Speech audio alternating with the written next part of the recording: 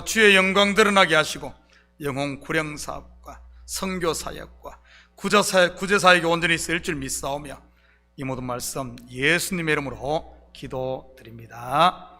아멘. 좋은 아침입니다. 사람마다 쌓인 피로를 풀고 충전하는 방법이 참으로 다양한 것 같습니다. 지난주 노회 목사님 몇 분과 만나 점심을 같이 했습니다. 그중 한 분은 커피 매니아입니다. 그분이 타주는 커피를 마셨는데 정말 향이 살아있고 맛이 달라져요. 그분에 의하면 커피는 볶은 지 3일에서 5일 사이가 가장 맛있다고 합니다. 그래서 그분은 꼭 원두를 볶은 지 3일에서 5일 사이에 도착하게끔 그렇게 주문을 해서 마시더라고요. 그리고 커피를 가는데도 맛의 차이가 있다고 기계가 아닌 수동으로 이렇게 갈더라고요. 저에게 주먹만한 요 커피 가는 기계를 보여주며 얼마냐고 묻길래 딱 보니까 20불, 30불짜리. 그래서 뭐 맥시멈 한 30불 가겠네요 했더니만은 웃으면서 450불입니다. 성도들이 보면 시험 들 것 같아 숨겨놓고 한답니다. 커피 한 잔을 위해 얼마나 정성을 들이는지 무슨 예술을 하는 줄 알았습니다. 그분은 커피를 갈고 커피를 내리고 커피를 마시면서 스트레스를 풀고 충전을 했지요. 또 한 분은 음악을 들으면서 힘을 얻는데 음악 감상에는 헤드폰이 이 생명이라고 하더군요. 그리고 또 다른 분들은 테니스를 치며 또 충전을 했습니다. 목사님들과 담화를 하다 보니 다들 나름대로 한 분야의 도사들이 된 것 같아 괜히 저만 기죽고 주눅 들어서 돌아왔습니다. 그런데 사무실에 돌아오니 주눅든 제 마음이 싹 사라졌지요.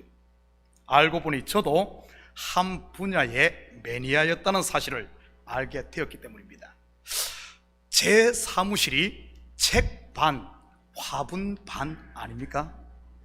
처음 제 사무실에 오신 분들은 뭐 식물원인 줄 이렇게 착각할 겁니다. 왜냐하면 제가 농사꾼 출신 아닙니까? 어릴 때 보고 배운 게 그거니까요. 가만히 생각해 보니 저도 화분에 물을 주고 낙엽진 잎을 따주고 가지치기를 해주며 어떤 식물은 가지를 잘라 새끼치기를 하면서 피로를 풀고 참 힘을 얻을 것 같습니다.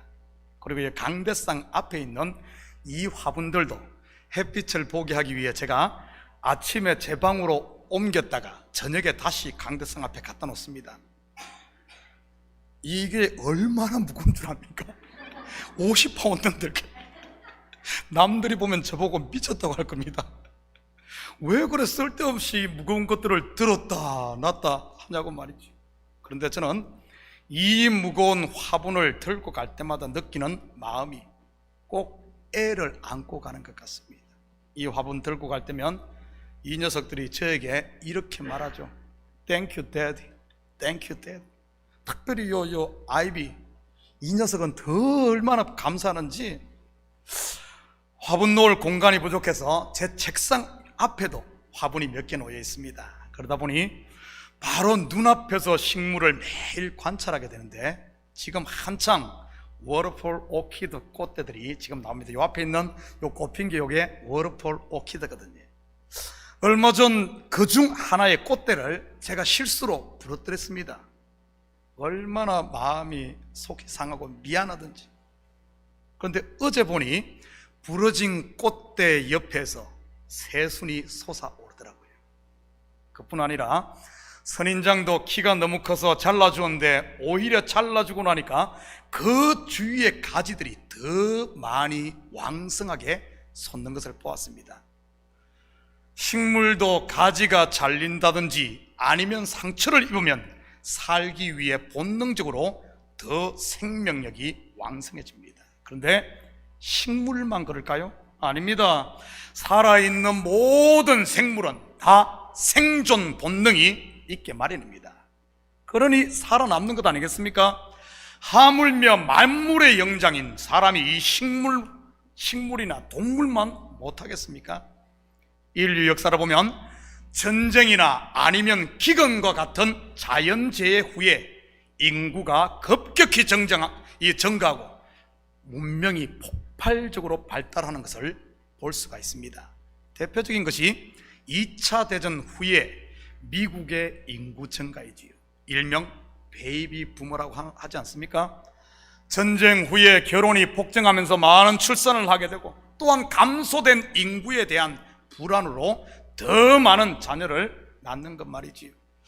전쟁 후에는 주로 인구 증가와 전쟁 무기의 발달을 가져온다면 전염병이나 기근 후에는 의학이나 농업 기술과 같은 것들이 발달을 합니다. 우리는 지금 전 세계적인 코비드-19 팬데믹이라는 위기를 통과하고 있지요. 어제 확인해 보니 2년 사이에 코로나로 인해 사망한 수가 전 세계적으로 573만 명이 되거든요. 실제는 훨씬 많을 겁니다. 왜냐하면 통계에 들어오지 않은 숫자도 상당할 테니 말이지요. 분명히 이 세계적인 재난 후에도 폭발적으로 발전하는 게 있을 것이 분명합니다. 무엇일까요? 누구나 예측 가능한 것은 온라인 세상의 이 일상화일 겁니다. 젊은이들의 전유물처럼 여겨졌던 화상회의나 유튜브와 같은 것들이 순식간에 90이 넘은 어르신들까지 익숙하게 되었으니 말이지. 그 외에도 수많은 변화들이 있을 게 틀림없습니다. 그렇다면 우리 신앙에는 어떤 변화가 있을 것 같습니까? 저는 크게 두 가지 양극화가 있을 것으로 생각을 합니다. 첫째는 온라인의 이 활성화로 인해 교회에 모이지 않고 집에서 예배 드리려고 하는 사람들의 증가입니다. 물론 집에서 예배 드리는 것 좋습니다. 형편이 그래서 아니면 몸이 불편해서 또 어르신들이 집에서 예배 드린다는 것은, 그걸 드릴 수 있다는 것은 얼마나 문명에 이기고 좋은 겁니까? 그런데 그러지 않음에도 불구하고 이것이 편해서 게을러서 만약에 이렇게 된다면 이거는 생각해 볼 문제라는 사실이지. 분명 처음에는 테이블에 앉아서 정말 우리 성도들 여기서 예배하는 자세로 딱 마음과 정성을 준비해서 예배를 드릴 것이 틀림없습니다. 그렇지만은 점점 소파에 앉았던 엉덩이가 이제는 안방으로 들어가고, 안방에 들어갔다가 이제는 침대에서 드리지 않을까 걱정입니다. 또한 집에서 드리던 예배가 점점 공원으로, 낚싯배로, 더 나아가 휴양지 호텔로 옮겨가지는 않을까 걱정입니다. 그러다가 결국 신앙과는 점점 멀어지다가 중국말로 짜이젠, 일본말로 사요나라, 영어로 굿바이, 한국말로는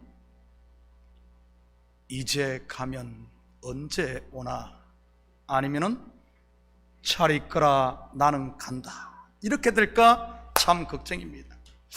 물론 지금과 같은 팬데믹 기간에는 서로의 안전을 위해서 우리가 조심하며 충분히 그럴 수 있습니다. 또 그래야지요. 그러지만은 이것이 그냥 게으름으로 빠져 이렇게 된다면 문제가 되지 않을까요? 자, 두 번째는 정반대의 현상입니다. 그동안 정상적으로 모이지를 못했으니 얼마나 속에 갈급함이 있겠습니까? 예전에는 주일 한번 교회 빠지면은, 그리고 집에서 푹 쉬는 것이 어떤 특혜처럼 느껴졌었는데 이제는 교회 가는 것이 친정집 가는 것보다 더 사모하게 되는 이런 것 말이지. 교회만 갔다 오면 마치 3박 4일 휴가 갔다 온 것처럼 마음이 힘없고 소생하는 것 말입니다. 그래서 더 모이게 힘쓰게 되고, 그동안 보기 싫던 사람도 이제는 귀하게 보이고, 교회에서 봉사할 수 있는 게 행복하고 기도에 불이 붙는 이 현상 말이지요. 기독교 역사를 보면 언제나 이 일이 있었습니다. 어려움 후에 이런 부흥이 있었다는 사실이죠. 그래서 초대교회처럼 새로운 부흥의 불이 타오르는 것 말입니다. 이것은 벌써 시작되었고 벌써 일어나고 있습니다. 다른 곳이 아니라 바로 우리 교회에서부터 말이지요. 그렇다면 저와 여러분은 어느 길로 가야 하겠습니까? 이제 가면 언제 오나? 잘 있거라 나는 간다. 점점 게으름에 빠져 신앙으로부터 멀어져 가는 넓은 길로 가야 할까요? 아니면 모이기에 힘쓰고 기도하고 복음의 빛을 발하고 전도하는 이런 깨어있는 좁은 길로 가야 할까요? 하나님께서 저희 교회에 코로나로 인해 무너진 이 마음의 잔해들을 걷어내고 새로운 도약을 하라고 금요 온가족 영성 집회를 허락하셨습니다. 어제 그저께 첫 집회를 가졌는데 저는 마치 20대로 돌아간 기분이었습니다. 이 현장에 한 30명 모였고 제가 바로 예배 끝나고 가서 유튜브 검색해 보니까 41명이 들어와서 봤더군요. 우리 교회를 외부 사람들이 보는 사람은 거의 없어요. 그러면 그 41명이 전부 우리 식구들이 봤다는 겁니다. 그리고 줌에 들어오는 그 카운터가 안 되기 때문에 몇 명들 제가 확인을 못했습니다. 그래서 이번 금요 영성 집회에 적어도 7, 80명 이상이 함께 기도하며 함께 예배 드렸던 것 같습니다. 그때 저는 이 집회를 통해 꼭 20대로 돌아간 기분이었습니다. 그때 그 시절 산기도도 많이 다녔고 금요 철화도 엄청 했지요. 뭐 제가 좋아서 한 것도 아니고 목사님이 무서워서요. 전도사가 안 했다가는 뭐 그 다음날 이게 어떻게 살아남겠습니까? 물론 날은 새지 않고 보통 그 당시 1시에서 2시까지 이렇게 했던 것 같습니다. 이번에도 8시에 시작해서 9시 20분에 끝났는데 자유 기도 시간을 통해서 11시까지 기도하고 가시는 분들이 있었습니다. 저는 우리 성도들이 이 금요 온가족 영성 집회를 통해 마음에 쌓인 코로나의 잔해를 털어내고 개인의 영적 부흥과 가정의 회복, 더 나아가 삶의 현장에 새 역사를 써가는 이런 모멘텀이 될 수 있기를 축복합니다. 금요 온가족 영성 집회는 말 그대로 온 가족이 함께하는 집회인데 특별히 한 달에 한 번, 즉 매주 둘째 주 금요일에는 EM 학생회를 위한 특별 집회를 합니다. 그래서 온 성도들이 그때는 우리 EM을 위해 기도하고 차세대를 위해 기도하면서 중보하는 이런 찬양과 기도의 시간을 가졌으면 좋겠습니다. 오늘 본문은 성도라면 모르는 분이 없는 예수님의 마지막 만찬에 대한 이야기인데 이 속에 담긴 복음의 비밀들을 좀 같이 살펴보도록 하겠습니다. 14절 15절입니다. 때가 이르매 예수께서 사도들과 함께 앉아서 이르시되 내가 고난을 받기 전에 너희와 함께 이 유월절 먹기를 원하고 원하였노라. 이 날은 유월절을 하루 앞둔 유월절 예비일입니다. 유월절이 유대력으로 아비벌, 즉 지금 1월 14일, 지금 달력 말고 유대 달력으로 1월 14일 저녁부터 시작되니 그 하루 전 예비일은 13일 저녁인 것입니다. 그런데 지금까지는 주로 보면은 제자라는 표현을 많이 썼는데 오늘 본문에는 사도라고 이렇게 표현을 했네요. 사도와 함께 먹었다고 합니다. 물론 두 단어를 혼용해서 성경에 사용합니다. 그런데 굳이 제자 대신 사도라고 한 것은 오늘 본문의 저자인 누가의 어떤 의도가 있는 것 같습니다. 그렇다면 사도의 뜻이 무엇이죠? 사도는 원어로 아포스톨로스라고 하는데 이 단어는 아포, 즉 떼어내다란 말과 스톨로스, 보내다라는 말의 합성어입니다. 세상에서 떼어내서 다시 세상으로 보낸다는 뜻으로 보냄받은 자, 파견된 사람을 말합니다. 일단 세상으로 보내기 위해서는 먼저 세상에서 분리해내는 것이 먼저입니다. 그렇다면 떼어내고 찢어낸다는 말이 무엇을 말하는 것일까요? 19절 같이 봅니다. 또 떡을 가져 감사기도 하시고 떼어 그들에게 주시며 이르시되 이것은 너희를 위하여 주는 내 몸이라 너희가 이를 행하여 나를 기념하라 하시고 떡을 떼어 사도들에게 주시네요. 그러면서 그 떡을 내 몸이라고 하지. 결국 예수님의 몸을 찢어 제자들에게 준다는 말인 것입니다. 이것이 의미하는 바가 무엇입니까? 물론 살을 한 건, 두 건 찢어서 제자들에게 먹으라고 준 것은 아니지 않습니까? 창세기 2장에 보면 같은 장면이 등장하는 것을 보게 됩니다. 바로 하나님께서 아담을 잠들게 하고 그의 옆구리를 찢어 갈빗대를 꺼내는 모습 말이지. 출애굽기에는 유월절 어린 양을 찢어 유월절 어린 양이 찢기고 이렇게 표현되고 있어요. 그리고 호렙산 바위가 찢기고 깨지고 터지는 걸로 표현되고 있죠. 그리고 십계명 돌판이 첫 번째 돌판이 또 깨지는 그림으로 등장하기도 합니다. 그리고 사사기에는 기드온의 300용사에게 들려진 횃불이 든 항아리가 찢기고 깨지는 모습으로 나오기도 하지요. 결국 떡을 떼는 것은 예수님의 십자가 죽음을 말하는 것으로 이것이 바로 제자들을 세상으로부터 떼내는 것임을 말하고 있는 것입니다. 십자가에 달려 죽을 예수님의 몸을 상징하는 떡을 함께 먹음으로 율법과 죄의 저주로부터 우리를 떼어내는 해방시키는 것 말이지. 아포스톨로스 할 때 아포가 바로 이런 의미인 것입니다. 저와 여러분은 모두 세상으로부터 떼낸 자인 줄 믿습니다. 저주에서 떼낸 자요, 사망과 심판으로부터 떼어내 해방되어 나온 자 말이지. 20절 같이 봅니다. 저녁 먹은 후에 잔도 그와 같이 하여 이르시되 이 잔은 내 피로 세우는 새 언약이니 곧 너희를 위하여 붓는 것이라. 이렇게 세상으로부터 떼어냈으면 그것으로 끝일까요? 아닙니다.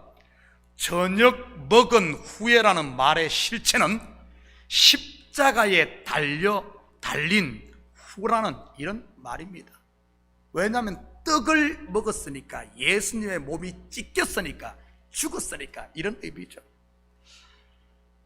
그리고 잔을 제자들에게 주시며 이것은 피로 세우는 새 언약이라고 하십니다. 그렇다면 피로 세운 새 언약은 무엇을 말하는 것일까요? 바로 십자가에서 죽으신 예수님의 옆구리에서 물과 피가 쏟아진 것으로 새 생명의 탄생을 말하는 것입니다. 사실 저와 여러분이 다 예수님의 옆구리에서 나온 것입니다. 창세기 2장 22절 23절입니다. 여호와 하나님이 아담에게서 취하신 그 갈빗대로 여자를 만드시고 그를 아담에게로 이끌어 오시니 아담이 이르되 이는 내 뼈 중에 뼈요 살 중에 살이라 이것을 남자에게서 취하였은즉 여자라 부르리라 하니라. 아담의 옆구리에서 나온 이 여자 곧 하와의 실체가 누구겠습니까? 바로 둘째 아담이신 예수님의 옆구리에서 나온 물과 피의 새 언약으로 창조된 저와 여러분인 것이지. 출애굽기에 어린 양을 찢어 흘린 피를 문설주와 문 임방의 발음으로 사망에서 생명으로 옮겨진 유월절이 이것을 말하고 있는 것입니다. 호렙산 바위가 터지자 생수가 솟아나 죽을 인생이 살아난 것이나 첫 번째 돌판이 깨지고 다시는 깨지지 않는 언약궤 안에 보관된 두 번째 돌판 또한 우리 신비에 새겨진 성령으로 새겨진 인과 같은 그림이지. 기드온 300용사의 항아리가 깨지자 어떤 일이 일어납니까? 속에 있던 횃불이 빛을 발해 대성을 거둠으로 미디안의 압제에서 해방을 맞지 않습니까? 바로 예수님의 옆구리에서 나온 피와 물로 세우는 에이레네 곧 은혜와 샬롬 평강의 새 언약 말이지.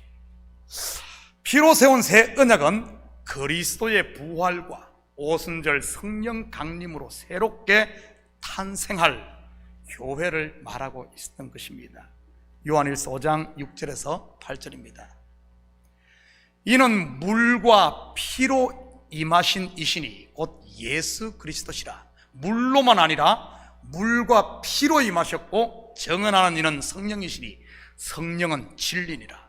정언하는 이가 셋이니 성령과 물과 피라. 또한 이 셋은 합하여 하나이니라. 그런데 중요한 것은 물도 두 종류의 물이 있다는 것 아십니까? 우리 수요 커피 브레이크 성경 공부하신 분들은 잘 알 겁니다. 지난주 우리 공부했잖아요. 썸물과 단물입니다. 창세기 1장에 보면 창조 둘째 날 궁창 즉 하늘 위의 물과 하늘 아래의 물로 나뉘게 됩니다. 물이 두 개의 물이 있어요. 궁창 아래의 물이 한 곳에 모인 것이 바다입니다. 성경에서 이 바다는 율법을 상징합니다. 그래서 바다 즉 홍해를 건너는 것이나 요나가 바다에 빠지는 것은 율법에 대해 죽는다는 것을 보여주는 것이지요.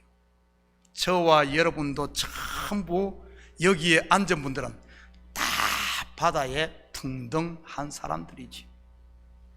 그리고 이런 모형들의 실체가 바로 예수님의 십자가 죽음이요, 우리 또한 예수와 함께 죽은 것을 고백하는 세례를 받는 것 아닙니까? 이것이 본문의 예수의 몸인 떡을 먹는 것입니다. 그렇다면 하늘 위의 물은 무엇이겠습니까? 바로 십자가에 높이 달린 예수 그리스도의 옆구리에서 나온 물과 피 그리고 성령, 이것이 바로 하늘의 물입니다. 물론 물과 피, 성령 이 셋은 하나이고요. 그래서 예수님이 요단강에서 세례 요한으로부터 세례를 받을 때 요단강에서 죽고 세례받을 때는 어떤가 하면 물에서 죽고 십자가에 죽고 떡으로 우리에게 죽으시고, 그리고 요단강에서 올라올 때 어떤 일이 일어납니까? 하늘이 열리고 예수님의 옆구리가 찢기고 바위가 터지고 항아리가 깨지고 첫 번째 돌판이 깨지는 모습이지요. 그리고 성령이 비둘기 같이 내려오잖아요. 이 물과 피와 성령이 여기서 쏟아지면서 성경은 다 같은 이야기를 이렇게 모양을 바꿔 이야기하고 있습니다. 오순절 마가의 다락방에 호련히 하늘로부터 급하고 강한 바람 같은 소리가 있어 성령이 임하는 것도 윗물이 쏟아지는, 예수님의 옆구리에서 물과 피가 쏟아지는 그것을 보여주는 것이죠. 성령은 또한 불로 상징되기도 합니다. 그래서 유월절 양을 어떻게 먹죠? 한번 볼까요? 출애굽기 12장 8절에서 10절입니다. 그 밤에 그 고기를 불에 구워 무교병과 썬나물과 아울러 먹되 날것으로나 물에 삶아서 먹지 말고 머리와 다리와 내장을 다 불에 구워 먹고 아침까지 남겨두지 말며 아침까지 남은 것은 곧 불사르라. 그렇다면 왜 날것이나 물에 삶아서 먹지 못하게 한 것일까요? 여러분, 성경에서 먹는 것 곧 양식은 전부 하나님의 말씀을 말하는 것으로, 날것은 문자대로라는 뜻으로 율법으로 먹지 말라는 말입니다.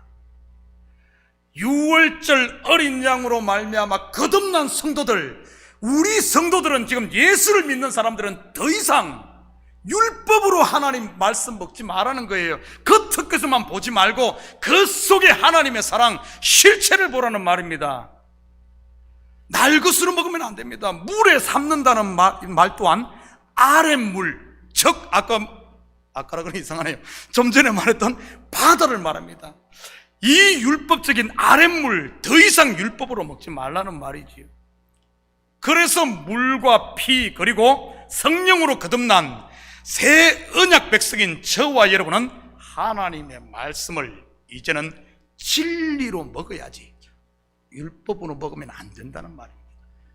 그래서 사도 바울은 줄기차게 갈라디아서, 고린도 전후서 13권의 성경을 썼는데 거기에 계속해서 강조하는 것이 너희가 왜 은혜로 시작했다가 다시 율법으로 돌아가느냐, 왜 너희들 서로 정죄하고 서로 잘났다고 자기 의 드러내려고 자기 자랑하려고 왜 그러느냐.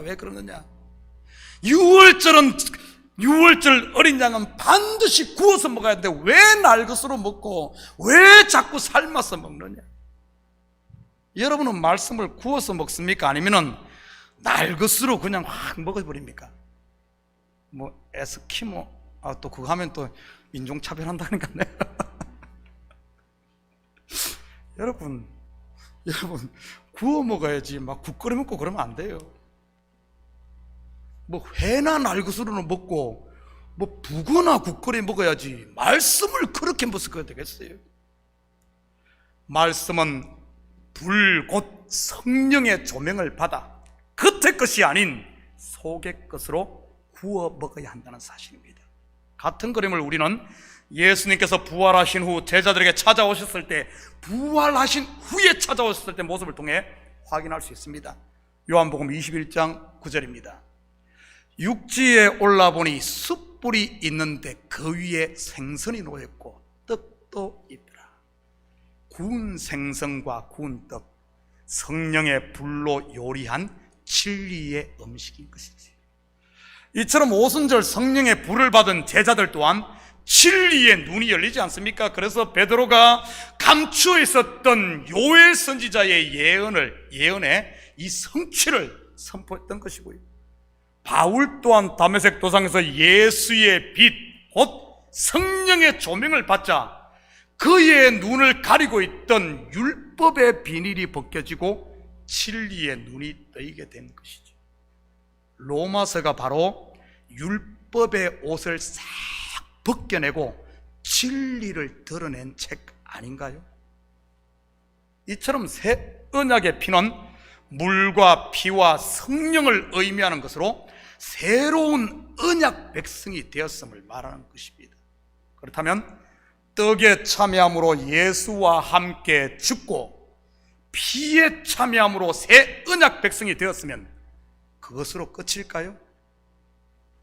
사도 즉 아포스톨로스처럼 다시 세상에 보냄을 받고 파견되는 것입니다. 그것이 지금 저와 여러분이 이 땅에 발을 딛고 사는 이유인 것이지. 죄와 사망의 땅 지옥으로부터 픽업되어 하나님의 자녀로 인침받고 다시 세상에 파송되어 그리스도를 증거하라고 보냄받은 정인 말입니다. 우리 교회에서는 1년에 성찬식을 2차례씩 실시하는데 성찬식의 정확한 의미가 바로 이것인 것입니다. 예수와 함께 죽고 그리스도와 함께 다시 살아나 이제는 하나님의 대사로 세상 가운데 살고 있는 우리의 신분, 나는 어떤 존재인가를 확인하는 것 말이지. 꼭 성찬식을 할 때만 자기 신분을 기억하지 마시고 매 순간순간 이 사실을 기억하고 살 수 있기를 축복합니다. 21절입니다. 그러나 보라, 나를 파는 자의 손이 나와 함께 상 위에 있도다. 여러분, 문자로만 보면 가룟 유다의 손과 예수님의 손이 한 상 위에 떡을 떼기 위해 있다는 이런 말로 보입니다. 물론 맞습니다. 그런데 성경은 단어 하나, 문장 하나, 패러그래프 하나, 성경 전체를 봐도 어디를 봐도 의미 없는 단어가 없습니다. 다 예수 그리스도, 우리의 구원과 관계된 단어들이지요. 그래서 조금만 깊이 들여다보면 이 또한 떡을 떼고 앞에서 봤던 잔을 나누는 또 다른 모습임을 우리가 볼 수 있습니다. 바로 십자가 죽음과 부활의 새 언약 말이지요. 먼저 팔다로 번역된 단어가 파라디도미인데 이것은 옆에 것으로 넘겨주다 이런 뜻입니다. 우리가 팔다는 말이 파라디도미, 옆에 것으로 넘겨주다. 예를 들면 A라는 성도가 잘못을 했습니다. 그런데 A라는 성도를 교훈하기 위해 멀쩡한 B라는 장로님들을 나무라는 경우가 있지요. 요즘 문화에서는 그랬다가는 목사 그냥 쫓겨납니다마는 예전 우리 한국 문화에서는 참으로 목사님들이 이렇게 많이 교훈을 했습니다. 그래서 교회에 열심히 있는 사람들, 정말 충성된 이런 사람들은 맨날 혼나, 잘못도 안 하고. 여러분 그런 경우 있죠. 어르신들은 다 알 거예요. 왜냐하면 믿음이 연약한 그 성도에게 나무라면 바로 시험 들기 때문에 직접 말하지 않고 못하고 간접적으로 이렇게 하는 것 아니겠습니까? 장로님들 들으라는 것이 아닌 지금 잘못하고 있는 장로님들 나무래므로 옆에 있는 것 장로님들 그 A 성도 들으라고 하는 말이지요. 그렇다면 파라디도미, 즉 옆에 것으로 넘겨준다는 말이 무슨 뜻일까요? 이런 것, 지금까지는 옆에 것, 실체가 아닌 그 옆에 있는 모형, 그림자로 설명을 했는데 이제는 때가 차서 실체를 드러내기 위해 이 모형을 깨뜨려버리고 팔아버리고 없애버리고 이런 뜻입니다. 이거 깨뜨리지 않으면 계속 그 모형 그림자만 붙들고 있을 테니 말이지요. 실체를 못 보니 말입니다. 그렇다면 지금 가룟 유다가 파는 것이 무엇입니까? 바로 육신의 예수를 파는 겁니다.